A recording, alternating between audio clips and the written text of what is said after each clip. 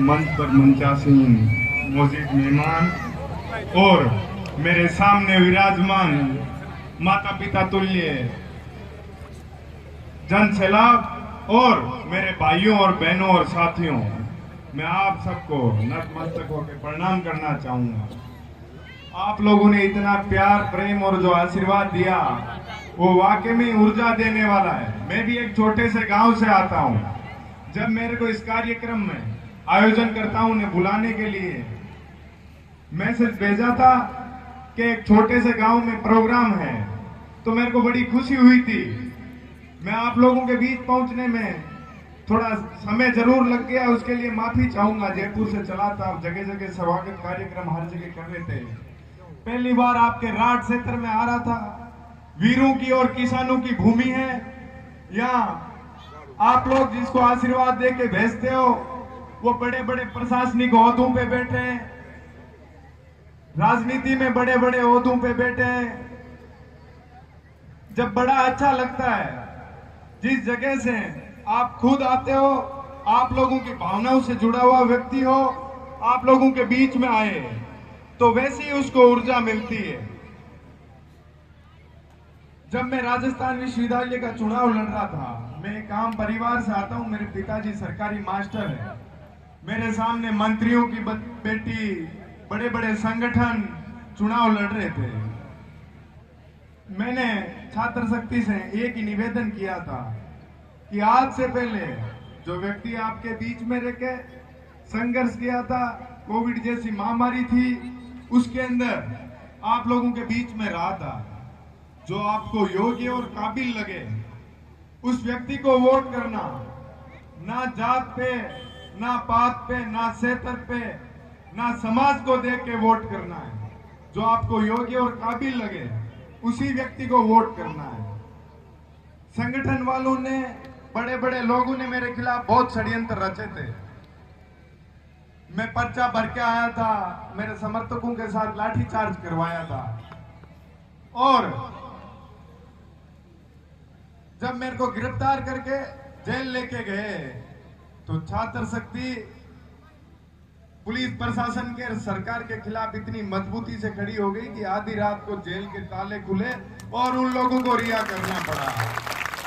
तब मैंने आते ही मीडिया से कहा था, मैं आम परिवार से आता हूं, चाहे छोटे से गांव से आता हूं, लेकिन आप लोग सत्य को परेशान कर सकते हो पर हरा कभी नहीं सकते। तो मैं मंच के माध्यम से आप लोगों को भी एक संदेश देना चाहूंगा कि आपको बड़ी मंजिल प्राप्त करने के लिए कोई बड़े परिवार से या कोई बड़े पैसों की या कोई शेर का होना आप लोगों के लिए जरूरी नहीं है। यदि आप लोग कुछ बनने के लिए ठान लोगे तो छोटे छोटे गांवों से ही तो बड़ी बड़ी शख्सियत बन के निकलते हैं लोग। बड़े बड़े शहरों में तो वैसे ही बड़े बड़े लोग रहते हैं, पढ़े लिखे लोग रहते हैं। तो मेरा एक ही गुजारिश है आपसे कि किसान परिवार से अपन लोग पढ़े लिख के, चाहे बड़े उद्योग करके, बड़े बड़े ओहदों पर, बड़े पदों पे जाके बैठेंगे तो गरीब परिवारों की, किसानों की आवाज तभी उठ के आएगी। क्योंकि जो आप लोगों के बीच से जाएगा वही तो व्यक्ति आपकी भावनाओं से जुड़ा हुआ रहेगा। मेरा तो यही मानना है कि राजस्थान के राजधानी के अंदर आपके गांव में से कोई आपका रिश्तेदार, कोई आपका परिवार का, कोई आपके मोहल्ले का कोई साथी आएगा और उसको आपके भाई की जरूरत पड़ेगी तो मैं वहां हमेशा जी जान से आप लोगों के लिए हाजिर खड़ा रहूंगा। राजधानी की सबसे बड़ी यूनिवर्सिटी का अध्यक्ष बनकर आज आप लोगों के बीच में आशीर्वाद लेने के लिए आया हूं, तो आपकी सेवा के लिए भी राजधानी में हमेशा मैं हाजिर रहूंगा। किसी को भी किसी हॉस्पिटल से, किसी शिक्षा के संसाधनों में किसी प्रकार की कोई कमी आएगी और जहां आपकी आवाज दबती मुझे नजर आएगी, वहां मैं आऊंगा आपकी आवाज बुलंद करने के लिए। लेकिन आप लोगों को भी एक निश्चय करना है कि वोट उसी व्यक्ति को देना है जो योग्य और काबिल हो। ना तो कोई रिश्तेदारी देखनी है, ना परिवार देखना है, ना कोई गांव देखना है, ना कोई पार्टी देखनी है। आप लोगों के बीच में रह के जो संघर्ष करेगा और उसके बाद में यदि वो कोई पद पे जाता है वही तो आप लोगों की भावनाओं से जुड़ के आपके बीच में कार्य करेगा।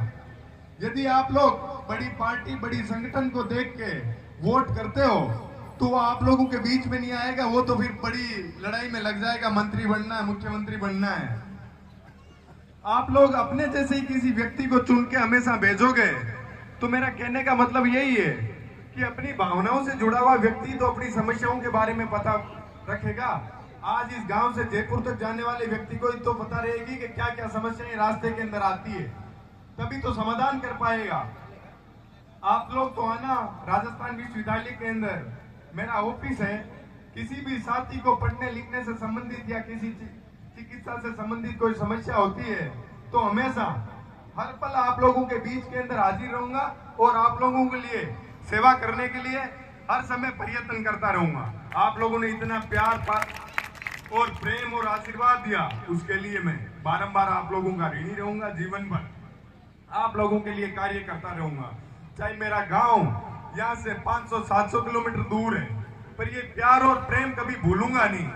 आज जो इतना आपने मेरे ऊपर बड़ा एहसान किया है, मैं आप लोगों के लिए हमेशा पूरी ताकत के साथ खड़ा रहूंगा, चाहे किसी भी परिस्थिति के अंदर आना पड़े। मैं हमेशा, मेरी आदत रही है कि कमजोर की मदद करना, सड़क पे संघर्ष करना। इसी के साथ मैं आयोजन करता हूँ का बड़ा बहुत दिल की गहराइयों से धन्यवाद करना चाहूंगा सरपंच साहब का और यहाँ पधारे गांव ढाणी मोहल्ले के लोगों का बारंबार धन्यवाद करूंगा, प्रणाम करना चाहूंगा। धन्यवाद। बहुत बहुत धन्यवाद भाई साहब, आपको अपने अपना कीमती समय निकाला, हम लोगों के बीच में पधारे।